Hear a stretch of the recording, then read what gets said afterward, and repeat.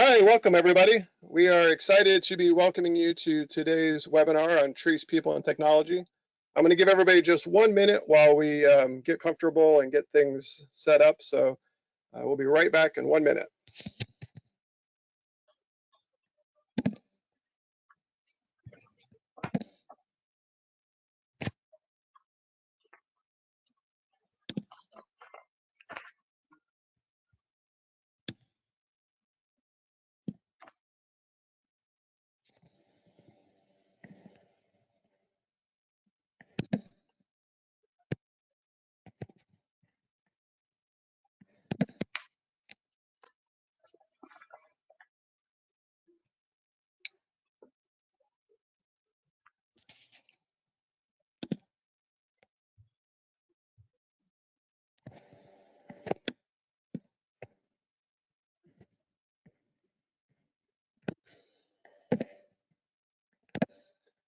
All right, looks like everyone has pretty much arrived. So let's go ahead and get started. So again, today we are excited to be wrapping up our summer webinar series with Treeconomics and Davey Tree. This is our 4th webinar for this summer webinar series. We started off at the beginning of the summer, feels like a year ago, but it was not that long ago, talking about urban forest master plans. And then we talked about tree planting strategies and went further into the world of iTree and quantifying the benefits of our urban forest. And today I think we have saved the best for last, and we are here talking about trees, people, and technology. So it's a big topic with a lot of opportunity for discussion. So I'm excited to be talking today with our esteemed panel of Danielle Hill and Hayley Rogers. So Danny, why don't you go ahead and introduce yourself? Okay, great. Thanks, Josh. So hi, everyone. My name is Danny. I'm one of the urban forest consultants at Treeconomics. I've been with Treeconomics for just over a year now, and I work on a whole range of projects. So anything from sort of Archery Eco, sort of big sample projects across cities, to really bespoke projects for clients. And at the moment, working quite a lot of collaborative projects with other organisations. So a really varied role, but really interesting. Great, thanks, Danny. And we have with Plymouth Tree Partnership, Hayley Rogers. Hayley, you want to introduce yourself? Yep. Hi, thanks. Really great to be here. So yeah, I'm Hayley. I'm with Plymouth Tree Partnership, which is a small charity in Plymouth coordinating the planting and care of urban trees across the city. I joined Plymouth Tree Partnership in March last year at the start of the city's 15-year plan for trees. So we work quite closely with the City Council and other partners, and I've managed the initial sort of starting projects of that 15-year plan, which I'll go on to talk about later. All right, thank you, Danny and Hayley. And I'm Josh Behounek. I am with the Davey Tree Expert Company in our consulting division, and I work in the States, across the whole States, and internationally, and have been very excited about this opportunity to partner with Treeconomics and in our summer webinar series here under Planning the Urban Forest. So again, today we're going to be talking trees, people, and technology. We're going to go ahead and turn off our webcams so you can focus on the actual webinar. And at the end, we will turn them back on when we do a live Q&A. So thanks, everybody, and look forward to chatting with you at the end. So, but before we get too far into it, I do want to give you just a couple logistics for today's webinar. Just so you know, the session is being recorded for your viewing pleasure later. It does have an interactive polling component. This is to help us better understand who you are out there and what your priorities are for today, so we can make sure that we focus our attention on that. There is a robust question feature built into today, so go ahead and ask your questions throughout the session. You might as well, and we'll try to answer some of them on the fly, but we will save some of the best ones for a live Q&A. In the event that we can't get to all of them, we'll try our best to respond individually to you as well. So if you want, go ahead and type into the Q question section, maybe where you're from, get comfortable with that. It's always exciting to hear and see. I think last time we had over a dozen countries represented. There is a handout of today's PDF version of today's presentation as well that you can download. So go ahead and download that if you're interested. If you have an issue with that, just send me an email and I'll be happy to get you another version of it. You will receive a follow-up email at the end with a quick survey. Just love your feedback and make sure that we're doing a good job here for you and any other ideas you might have. If you include your CEU number in the survey, I can actually submit that to ISA for you. Again, that's for the International Society of Arboriculture, their continuing education units. If you don't have one, don't worry, it's not a big deal, but it is approved for one ISA CEU. There will be a link to the recording as well that you can share with colleagues or keep as a reference. And you will get a certificate of attendance as well in case you want to get a continuing education unit from somebody else besides ISA, or just show that you actually spent this hour learning something. And at the end of the presentation, there will be a final slide which will show the ISA CEU number as well if you want to self-report yours. All right, so let's get into it. So today we are talking about trees, people, and technology, and I'm particularly excited about this convergence and this confluence, if you will, and of where they overlap and where they meet to it. I'm trying to figure out what to call it, y'all, but I'm kind of working on intersectionality, or the intersection of trees, technology, and people is really what we're talking about today. And we thought the best way to explain that is to start off with the technology and start off with a kind of a broad stroke, if you will, of the kind of current status of some of the urban forestry technology. And then Danny is going to go into the trees, the workhorses of their environment. And then Hayley is going to bring it all together with the people and talk about how the technology and the trees have been able to better Plymouth's urban forest and the people within it. So that's our agenda and our format for today. And again, we're kind of coalescing around this idea of where trees, people, and technology intersect. Now, I think it's important to understand that I don't think technology is ever going to replace us as arborists, foresters, environmentalists, advocates. But I will say, I do believe that people that adapt and use technology will replace people that don't. So this is just kind of my piece of advice that, I don't expect us all to keep up with everything in the technological world, but I think it's up to us as professionals to better our industry and to, figure out how we can leverage technology to ultimately tell our story. I think lots of us in the urban forestry world or the community forestry world or the arboriculture world are in this for a particular passion about the environment, about nature, about trees. And, we're really having a moment right now with some of the attention around climate change, with some of the initiatives around trillion trees, with some of the trees are now, and it's particularly exciting. And I really do believe that part of that is because of the technology, is that we've been able to use that and create really interesting maps to talk about the benefits of trees, but most importantly, to tell our story about trees. So as we get into the technology, I think that's such a broad subject. It's hard to actually narrow it down into, a 10-minute or even an hour or a one-day session. But I think of it in urban forestry terms as there's three types of technology. There's top-down technology, which looks at like your airplane view or your aerial view of your urban forest. You have bottom-up technology, which is looking at the trees in front of your house and the forest as you experience it from your your viewpoint on the ground. And then we have this ever increasing and ever growing component of our applications on our phones. It's completely mind-boggling how powerful these phones have gotten, and it's the sky is endless there.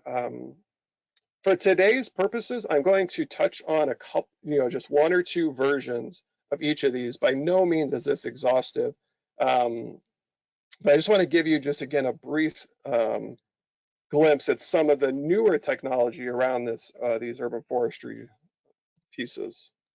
So, but before I do that, we're going to go ahead and get you comfortable with the idea of a poll. And I'm going to launch our first poll. And it's really around, do you know what your urban forest looks like? And do you know where it is? So go ahead and open this up for a minute, and let's go ahead and tell us what you know.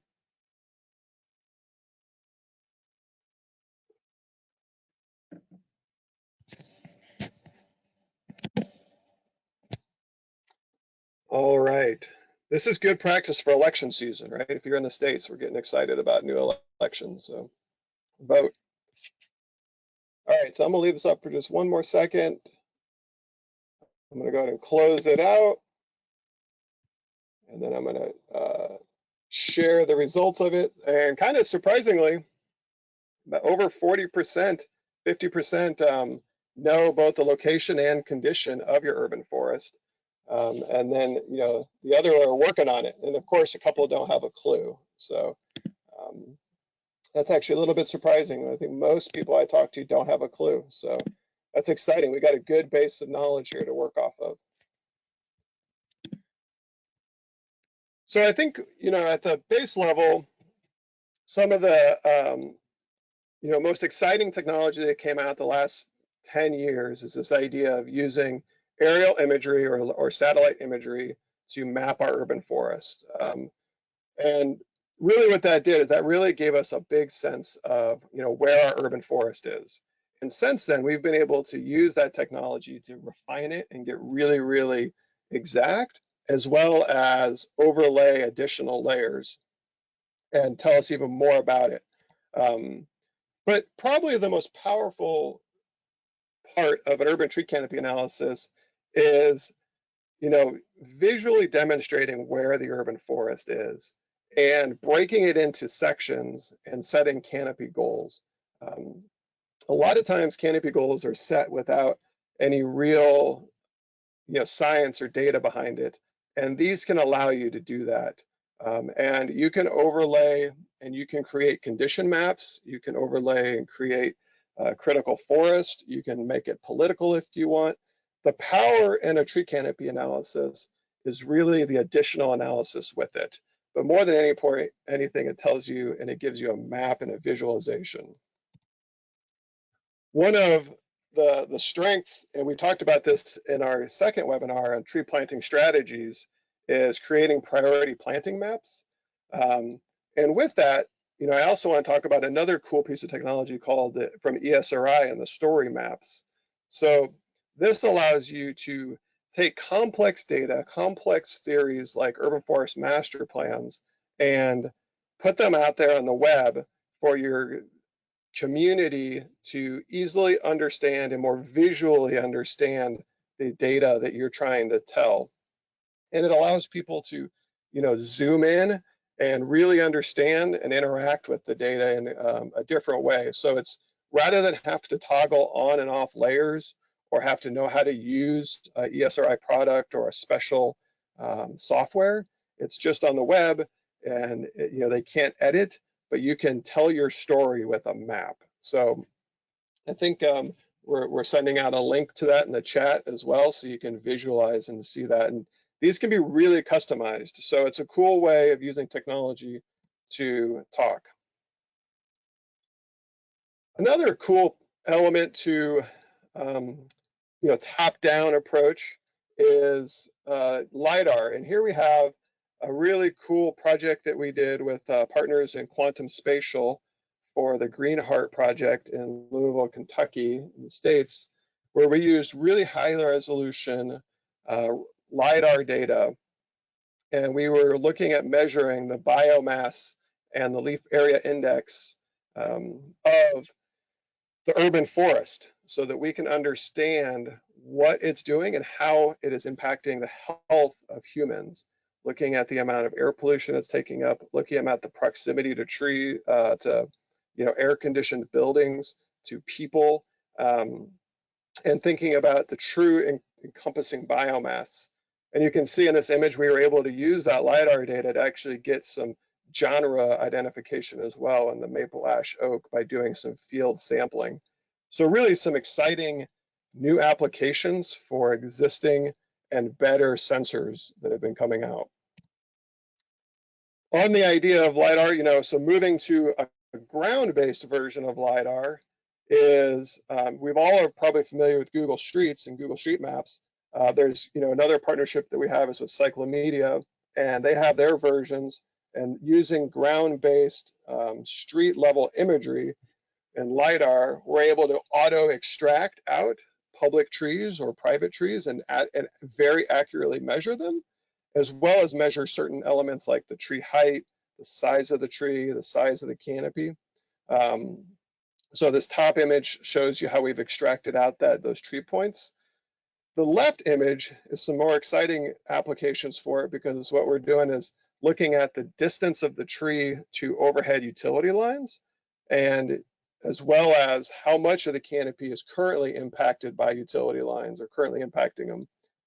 This is really exciting because we can overlay, the species of the tree and understand the growth rate and start to better predict when trees will start to impact, overhead utilities. This could be any sort of asset that you're measuring, but this is all can be done automatically, auto-extracted with that ground-based LiDAR once you have it, and you can run all sorts of different analysis of it.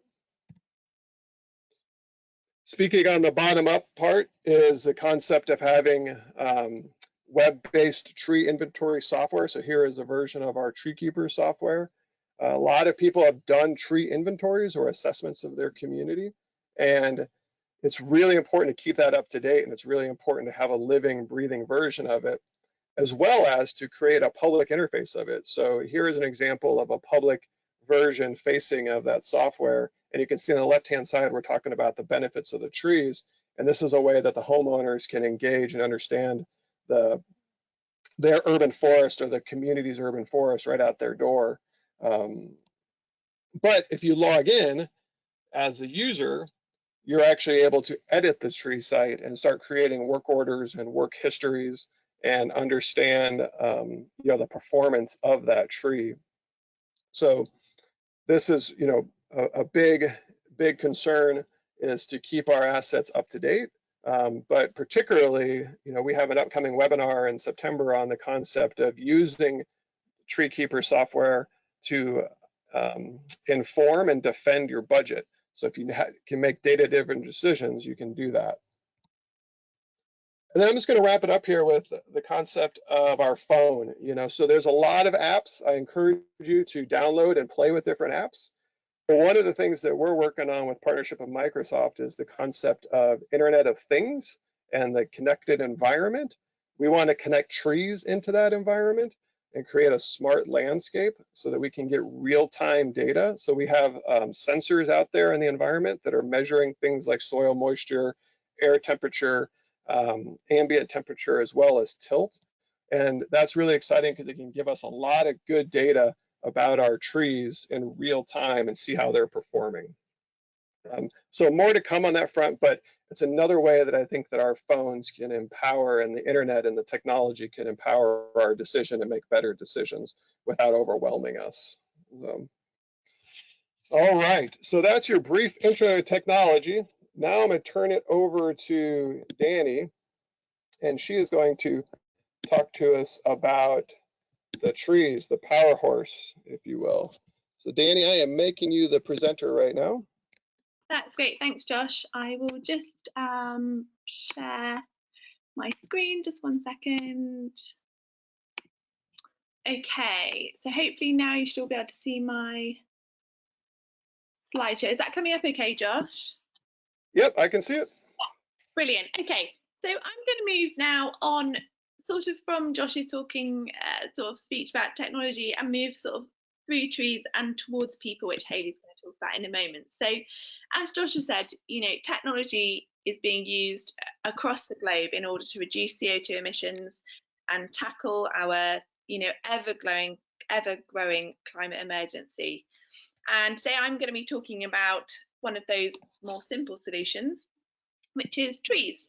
And we're going to start with our first poll question here. So it would be really interesting just to get a feel for sort of you as listeners and whether you have any sort of tree active groups within your community at the moment. So yes, you know of at least one, you're an active member, no, you don't have any, it's not that kind of place, or no, you'd really love to see some emerge. So off you go. All right, it is open and people are actively voting, figuring it out. Leave it open for just a couple more seconds here. All right, I'm gonna go ahead and close it out. And Danny, it looks like right at 50% have at least one, and then the other are working on it and would love to have some happen. Yeah, that's really great. Actually, that's a really positive first start. So nice to see that, you know, half of you already know of a one within your community, but also how many of you are already active members but would like to see some more emerge. And hopefully the things that I'm going to very briefly touch on today, and also the things that Hayley's going to talk about in a bit more detail, will be sort of inspiring and give you some ideas for new ones if you would like to take it further. So, oh, sorry, 1 second. There we go. So trees do play a huge part in regulating our natural environment, our urban spaces, and our health and well-being. To mention just a few, trees impact on our natural environment through acting as a surface water flood prevention tool. Sorry, I'm just having a little trouble with it moving forward. Okay, there we go. They are excellent at mitigating climate change and improving air quality.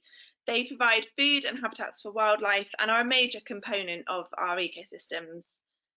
Trees also protect us in our day-to-day lives through their provision of shade and UV protection. And I know that in areas, you know, for example, Australia, where temperatures are soaring at this time of year, trees are actually seriously being looked at as a resource in urban planning for that very reason.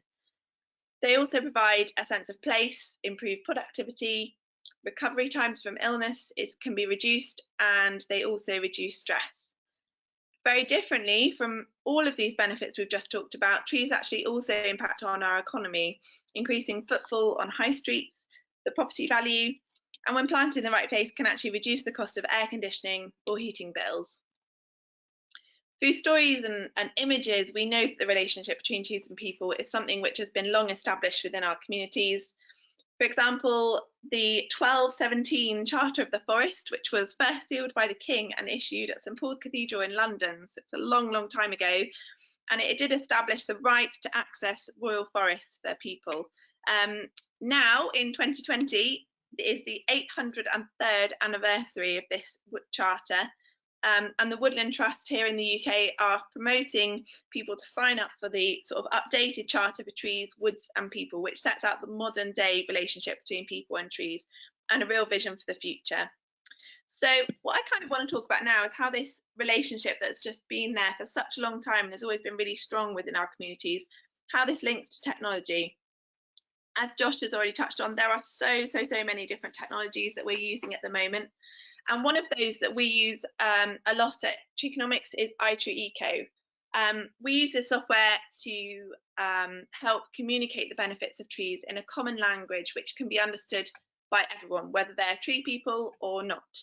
And that's because we're able to express the value of a tree in terms such as kilograms, pounds, dollars, and it does really enable people to understand and truly appreciate the magnificent work of our trees worldwide. So, as part of our eco projects, we often engage members of the community to support in collecting field data to populate the sample project. And I'm going to talk about one or two of our current projects and how we've used technology to bring trees and people together. So before I go any further, I've got another poll question. I'm going to hand over to Josh, but would you like to see a community-led tree valuation project in your area?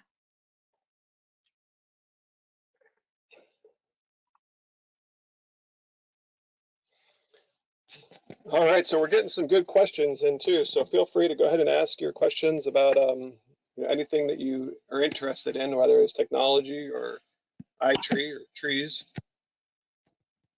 All right, looks like most people have voted in this. So um, looks like people came to the right place, Danny, that a lot are interested. That's really great to see, actually. I mean, 78% really keen, and actually 21% has already happened. That's nearly everybody. So brilliant. That's good. Yeah, good webinar to have joined, everybody. So I'm not going to talk in a lot of detail because we've got quite a short time today, but I'm hopefully just going to give you a couple of little insights into some current projects that we've got going on and how they've managed to use trees as a way to reach their community and how communities can benefit the trees in a city. So as part of our Plymouth project, we trained and worked with Plymouth City Council staff along with their well-established Plymouth Tree Partnership group and local volunteers. This project did upskill the already hard-working network of volunteers who regularly support Plymouth and Plymouth Tree Partnership projects, and it provided education and training for those living locally with an interest. This statement was provided by Plymouth project leader for their report, and I just thought it really summarised the volunteer effort so brilliantly. It was a huge undertaking, but the team rose to the challenge. The involvement of Plymouth passionate volunteers in surveying has enabled the team to become more knowledgeable about tree surveying methodologies, explore forgotten corners of the city, observe and appreciate our urban forest like never before. Now, alongside this project that we've been running in Plymouth, we also launched a very similar project in Cambridge this year in collaboration with Forest Research, and we expected to run the project in a very similar way to the way we'd run Plymouth the previous summer. We plan to engage a group of local volunteers, run a practical training session, and support the volunteers in collecting field data on both public and private land. However, we had not quite anticipated the wave of changes that were due to come because of the COVID-19 pandemic, because really we didn't know at that point, and nor did anybody. I recall our initial setup meeting just a week or two before the UK entered lockdown, discussing our plans and the possible alterations we might need to make. Of course, most field data does need to be collected during the summer when the leaves were on the trees, and it quickly became apparent that this just wasn't going to be possible. The options were either postpone it till next year or potentially find another solution. So we all sort of got together and we decided to take a really innovative approach, redesign the whole programme of field data collection and develop a new citizen science approach. So we designed a range of resources which would enable university students and homeowners to carry out surveys on their own private property without the need for this normal sort of face-to-face practical training that we would deliver. As part of the pack that we produced, there was a video which you can see the front image for on screen, and Nadine's going to send out a link to that, and it's available on our website if you're interested in taking a look at the actual video. And alongside that, we produced a really detailed instruction manual and a leaflet to support them in carrying out their surveys. The nice thing about this project is sort of the variation from the community groups that we would engage, because it had the potential to engage with a completely different group of people and communicate the benefits of Cambridge's trees with people who perhaps before the project and before the information arrived on their doorstep had not really considered the tree standing in their back garden as a climate change mitigation tool or an asset. It was, perhaps merely just a frustration dropping leaves every year and blocking out light. And it really is quite amazing to think that even in the middle of this pandemic, in this really strange time, people still have the commitment and the passion to go out and survey trees to find out the value of the trees that are surrounding them in their environment. Hayley's going to talk a bit later about some of the really wonderful initiatives which have happened at the end of their eco project, and I think you'll find that really interesting. They are now in Plymouth at the stage where their data collection is complete. The data has been analysed within iTree, and the final report is due to be completed in the coming weeks. There are many, different directions that local authorities and private organisations take following an eco study such as this, and many of them are really strongly focused on sharing the evidence that they collect and the information and being able to engage with their local community. And I just thought it'd be a really nice way to finish up and a great opportunity to share some of the really nice successes that we've seen both in the UK and worldwide just to hopefully provide a bit of inspiration for future projects. So several UK-based eco projects have produced a tree trail within their community. One of these is the Torbay tree trail that you can see here on screen. One of the really nice things about this one was they actually were able to engage the NHS, which in the UK is our National Health Service, and they supported the project, and actually things like the trail maps were even distributed from the local doctor's surgery in addition to the sort of normal community hubs that might support this kind of project. This lovely example here is a tree trail which was set up in Adelaide in Australia. The project, as you can probably guess from the image, had a really large focus on engaging schools and young children in the benefits of trees. The tree tags were actually even designed by local children, and I thought it was a really inspiring idea, and it would be wonderful to see more projects like this in the future, and indeed in the UK. And the final one that I just wanted to show you is tree tags. So these are a really fantastic way of being able to share the value of particular prominent trees very subtly, sort of within the public environment. I actually think they could be a really great way to set up a tree trail. And on screen, there are some examples here from the UK, the Netherlands, Sweden, and of course Australia that we've just mentioned briefly there. It would be really great to hear about any similar sort of community-based projects that are going on. So if you do know of any, please do get in touch and share those with us, because people quite often ask, you know, what are the impacts of these kind of studies? What do people do after they've collected the data? And it's really nice to be able to share some examples with them. So we're now at the end of this section. I hope it's been interesting to hear very briefly about and see some examples of some community-based tree projects. It's a real whistle-stop tour, so please do take a look at the links that Nadine has sent through, and on our website if you're interested, because there's a lot more information about each of those on there.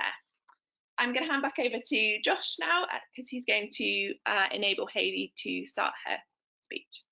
Thank you.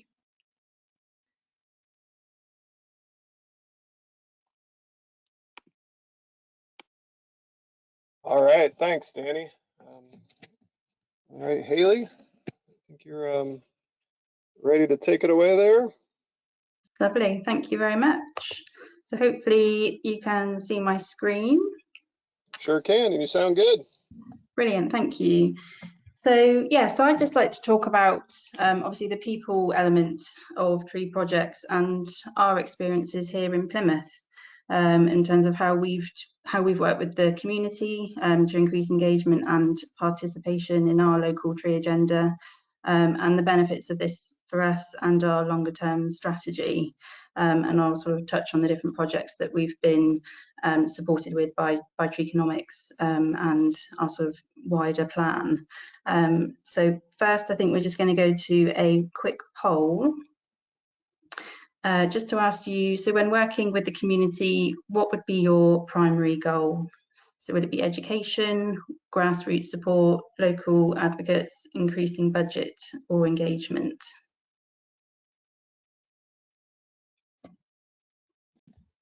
Yeah, good point. I think it's always important to think about when you're working with your community, what do you want out of it, right? Got to have a goal first.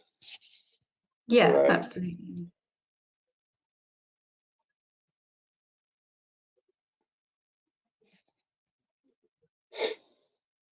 All right, I'm going to go ahead and close this out. So if you want to vote, you better do it now. All right.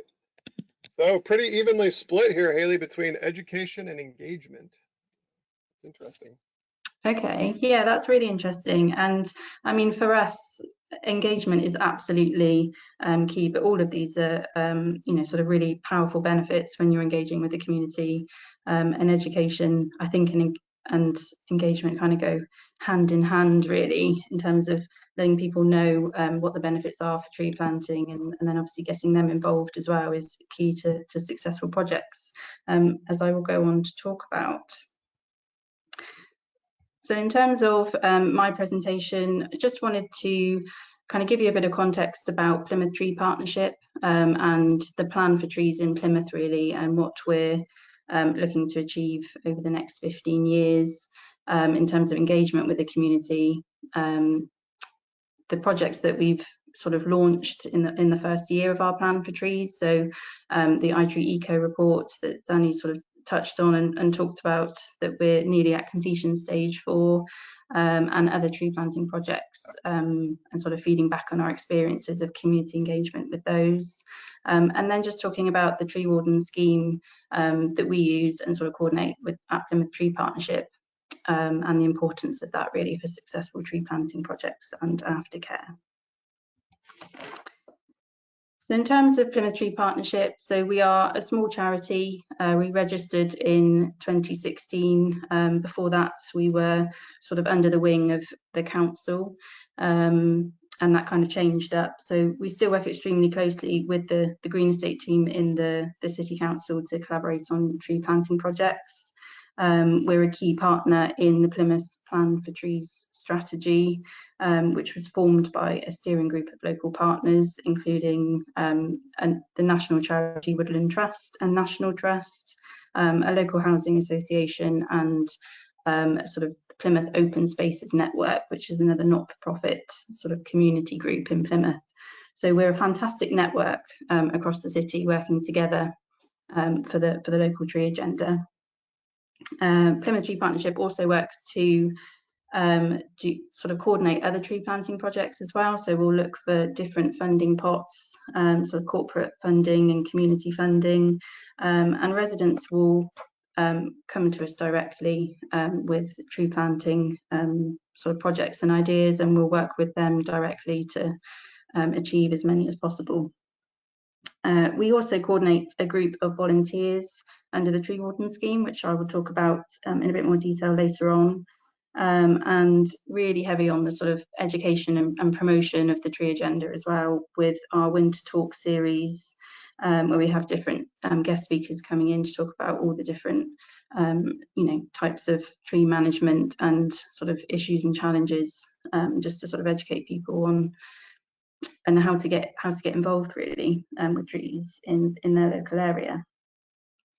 So I think key also is just that because we're a third party between residents and the council, I think that's where we add a lot of value, in that we're that middleman in communication. So I'll go through it more with our Seagrave Road project, but we can often sort of facilitate discussions in a more positive way than would otherwise happen.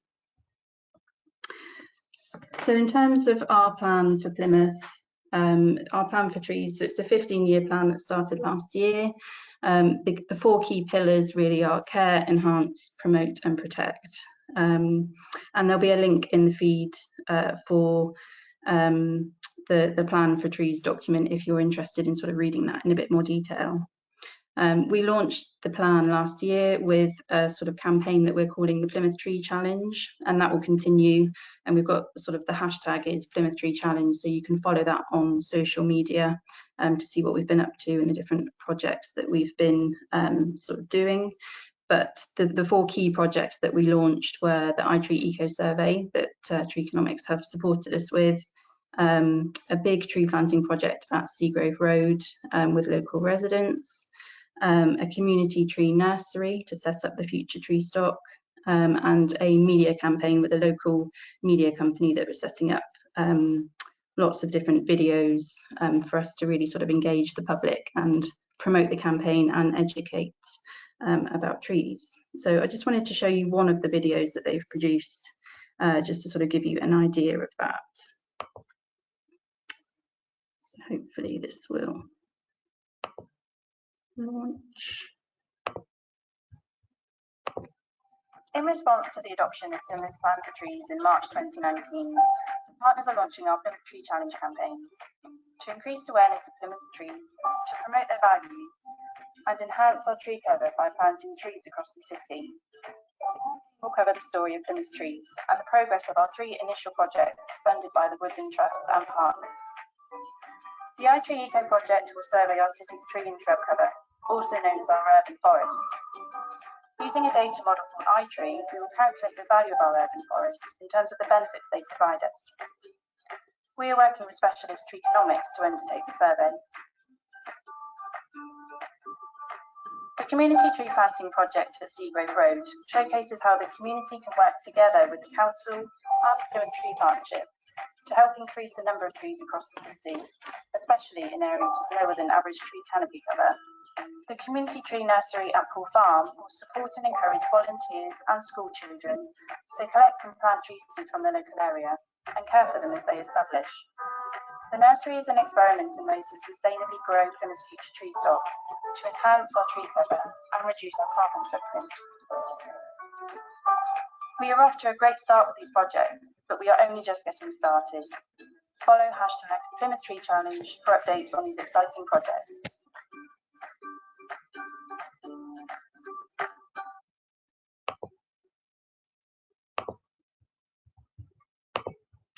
Okay.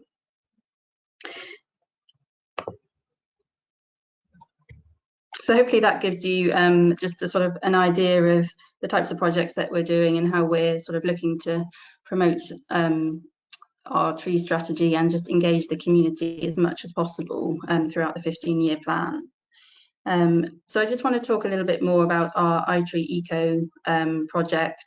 So you can see it was a fantastic project in terms of engaging volunteers. So we chose to complete all of our surveys with a volunteer base, and we're quite lucky in Plymouth that we have such a great network already of people sort of very keen to get involved in these types of projects. So we've used local sort of community people power to complete the surveys, and we really felt this helped sort of engage people with our wider strategy and promote the project. So Treeconomics, so Danny and James at Treeconomics were fantastic at coming in. They provided 2 days of training for our 45 volunteers, and they ranged from all of the different steering group and sort of partners of our plan for trees. So we had City Council staff, Plymouth Tree Partnership members, university students, residents, and volunteers from other local charities and sort of tree officers as well. So it was absolutely fantastic how many people got involved. So we had 2 training days and then a lot of rainy, muddy hours, sort of September to November, sort of surveying all of the trees. So it's 280 plots across the Plymouth city, but it was very good fun. So for us, in terms of the outcome that we get from the Archery Eco Project, it's really given us a key foundation of data and a fantastic looking report, which we're looking to launch shortly, just to be able to educate and promote to the community the status of Plymouth Street tree stock, understand better how we can then steer our strategy to maximise and prioritise tree planting across the city, especially areas with sort of lower than we would like canopy cover, just to make sure that there's sort of equality and access for trees for everybody. It helps us to understand the risks in sort of pests and diseases and the diversity of the tree stock that we have, and just helps us to promote the value of our trees, to protect them within planning decisions and just getting people sort of more engaged, obviously with the media campaign as well. So I had put another tree video in at the bottom, but I think for time we'll not show you that now, but there will be a link to that in the feed. So if you want to watch that one later, then please do. So I also just wanted to talk about our Seagrove Road planting project, really, just to give you an idea of how valuable it can be to have the community involved from the beginning in such a project. And this is really the sort of bread and butter of what Plymouth Tree Partnership sort of does with the community. So we were approached by the residents initially and a local councillor because they wanted to replace the lost cherry trees along the grass verges on their street.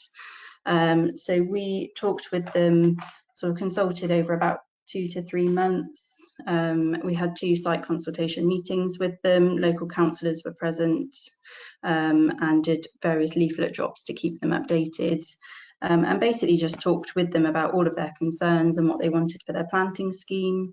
Talked about the types of trees that would be suitable for urban planting, the sort of the placing, all the way down to you know, their concerns about whether a tree would be too large outside of their house and blocking out light from their windows, or where we were going to plant the tree so that they could extend their driveway in the future if they wanted to. So just really getting into the detail to make sure that actually when those trees are put in the ground, they're absolutely happy and absolutely thrilled to bits to be receiving them. And the benefit of that is then that hopefully, and they have in this case, will sign up to our tree warden scheme and then be responsible for those trees for 5 years while they establish before they're sort of handed over to the council to care for them. And that's so important with urban trees. You know, they do need watering and aftercare for, you know, for up to 5 years really to ensure that they survive. Otherwise the whole project will be for nothing. So having the community involved from the get-go and for them feeling like they're their trees and really taking ownership for them is just a fantastic way to achieve that success. So this is just an example of one of the leaflets that we dropped in so that they knew exactly what was happening, which trees were going where, and they could contact us at any time with any queries.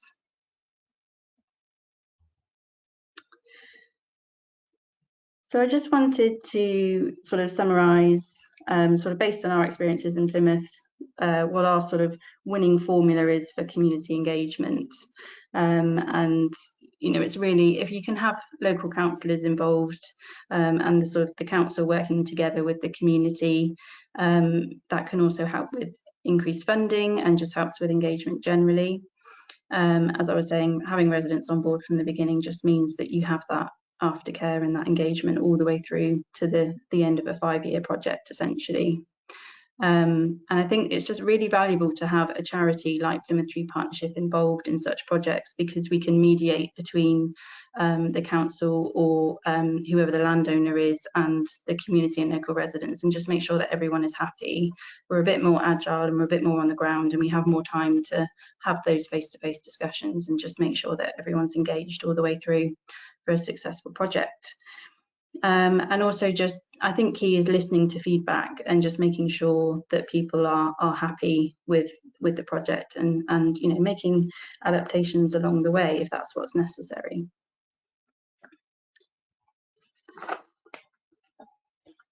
So in terms of community involvement, I think this last slide is just, it's key for us really just to get across from our experience that the tree warden scheme is just so valuable when you're instigating a lot of urban tree planting projects, in order to have that network across the city of people that are, you know, that you can call upon if, you know, with climate change and the increase in drought and dry weather, having a network across the city of tree wardens that will come out and water and make sure that trees are establishing well. It just takes, it's a massive resource for 5 years. And if the community are involved in taking ownership for the trees in their streets, it takes the pressure off the council, and it means that every single tree, you know, establishes well. And with the project like Seagrove Road, we also make sure there's a sort of contingency budget, so that if any trees are damaged or lost due to bad weather or, you know, damaged by people, which can sometimes happen, we can replace them and make sure that it's, you know, it's a really successful project. So I just think community engagement will continue to be an absolute key part of Plymouth strategy for our sort of tree agenda over the next 15 years, and we will always make sure that the community are at the heart of everything that we're doing. So thank you very much, and that's the end of my presentation, and I'll hand back to Josh for questions. Great, thanks, Hayley. Can you just flip back real fast so people can grab that ISA code? All right. Yeah. So we got a lot of good questions coming in here. So let's go ahead and we'll start diving into them. I'll keep you on the mic, Hayley. There's a couple questions about your tree farm and your tree nursery. Can you expand on, you know, how that was set up and like how it's working?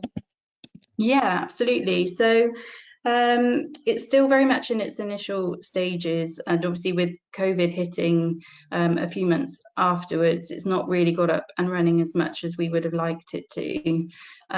It's being managed by the council at Pool Farm, which is a sort of a community park that is owned by and sort of managed by the council. So their plan was to bring in sort of volunteers and school children to collect tree seeds from the local area and plant them up, which is obviously great for engagement and education purposes. And it also then means that they're setting up a tree nursery on the farm because they've got plenty of room, and they'll grow on that tree stock. Obviously, we'll need to buy in a lot for the projects too, but it's just a great way to get generations of children coming in. I think if you plant a tree from a seed, it's just so much more meaningful. So that's where we are at the moment, is that we have quite a lot of seedlings at the farm, and they're being looked after by the staff, and then they will be transported out to the nursery, obviously once they've established and they're big enough to transport.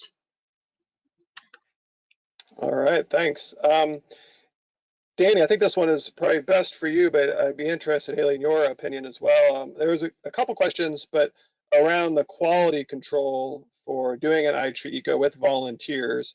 And then there was also a question about how do you teach people tree species ID, and if you know of any apps for that. So basically, how do you do quality control, and how do you educate volunteers for doing that? So I guess actually that's kind of a multi-part question. So when we do the eco sample survey projects, we tend to do like a practical volunteer training session. So we teach them all about how to measure things like the diameter of a tree, how to measure the crown, but we do talk about species ID. However, it's not always something that people are really familiar with. So as part of most of our projects, we either provide people with an ID book, which will kind of explain, or as part of the Cambridge project, which I talked about, where we're doing it all using sort of resources that we're physically handing to people rather than doing that face-to-face training, we put in there a very small condensed ID guide of the sort of most common trees that people are going to find. But actually, I think the real support element of that and the training element is that a lot of trees that you'll see will be very common, and you'll see the same trees lots and lots of times in a given area. But we provided people with options. So say if they come across a tree and they think, oh, I'm really not sure what that is, I can't quite identify it, we encourage them to send us a photograph. If they can, send us a little sample of the leaf, and one of our experts will be able to identify it for them. And as part of the Cambridge project, we also set up a WhatsApp group so that if people are unsure, they can actually just directly message the project leaders, and one of us will get back to them and help them with ID. So that's how we sort of initially tackle it. Then we also have like a quality control element. So we go back and visit around 10% of all the plots. So we'll go back and do a quick check and make sure that the measurements they've taken and the species they've identified are in line with what we're seeing when we get there. And it's really important to do that because it might highlight that maybe people have just missed something on the training day and just need a quick recap. But it also might identify something that lots of people have also missed or got a bit muddled up. So that's a really helpful tool that we use. There is obviously always going to be an element of error when you're using volunteers, because people come from all walks of life, but there's loads of things that you can learn. People always go out in small groups of 2 to 3, so there's usually a couple of people. So if you've got someone who's really experienced, we try to buddy them up with someone who's less experienced, and that kind of thing. So there's loads of different things that you can employ, and those are kind of our main strategies. We also kind of encourage people to take photographs of the plot. So when we're going through and doing all the plot data, we can take a quick look, and you kind of get used to what you're looking at a photograph. But Hayley, you might want to expand on some of those points as well. Yeah, I was just going to say that, so that final point, I think, as sort of coordinating the volunteers, if they weren't sure, we were just saying, yeah, take photos of the bark and the leaves, and send them through with the plot number, and we can work to identify it. I think there were some apps that people were using as well, and I can't remember the name of them now. It's been a while, but I think that there are loads out there. And they can be really helpful as well. Nothing's ever 100% guaranteed to be correct as they're being developed all the time. But yeah, there's loads of tools, and it's a group project, and we work together to figure things out if we weren't sure. And we were just really clear with the volunteers, like if there's you need any clarity whatsoever, don't just sort of put down what you think it might be, just ask the question, because that's what we're here to help with. So yeah, I think Great. as well, if I'm going to use an app, it's quite good to pick a tree maybe that you know the species of, and just make sure that they're matching up fairly frequently. It's a good place to start if you're going to try a new one. Yeah, good advice. Hayley, can you go ahead and advance one more slide just so we can get to the last one there? yeah. And then, Danny, maybe another quick one is you showed the tree tags. Do you know of a template for that, and where someone might be able to get one? I don't know of one that's sort of publicly available, but there are lots of photographs and images that are available online, and there's some really nice pieces of software that you could probably use just that are freely available online. You obviously have to check licensing and all that kind of thing, but you could probably develop one yourself quite simply, and it also would really depend on what information you've got available for each tree. So if you've done an Archery Eco sample survey, you're going to have information about maybe the species and the size and the sort of carbon sequestration that you've got. If it's not an Archery Eco sample survey, you'd probably want to think about what data you've got about that tree and design it around there. But there's not one that I know of that you can just download, but I haven't actually looked. So it's a good question. But it's lots of fun to design them. So yeah, we quite like the Canva website, and there's another one called Vidsme, which have got really nice graphics and fonts and things like that, and it's really simple to use. So there's loads of other ones out there, but those are just some of the ones I've used before. Yeah, here in the States, I know Morton Arboretum has a template that they can share, and Davey, we have a template as well that we can share. So there's a couple of tech questions I just wanted to get answered. Well, we won't get to all of them, but one I think is going to be good for Danny and Hayley. But the first one was around the sensors. So the tree sensors are still kind of in a pilot phase, but ultimately the host community or the person has an app on their phone, and they can see the data at any time that they want, the real-time data on it, as well as like a history of it and a backlog of it. So it's completely available to whoever has the sensors. And then we're working on integrating that into TreeKeeper as well, to kind of build out the inventory, So that's that question. There was a question about top-down, and do you know of any local authorities that have used that technology and been able to leverage it for something, to grow their program or to influence and maybe get more money or, better their program? And they specifically looking for UK examples. So Okay. So if you've been to one of the other webinars, you might have already heard us talking about one of our projects in Islington. But if not, go back and have a look at the recording, because the tree manager from Islington spoke about their projects.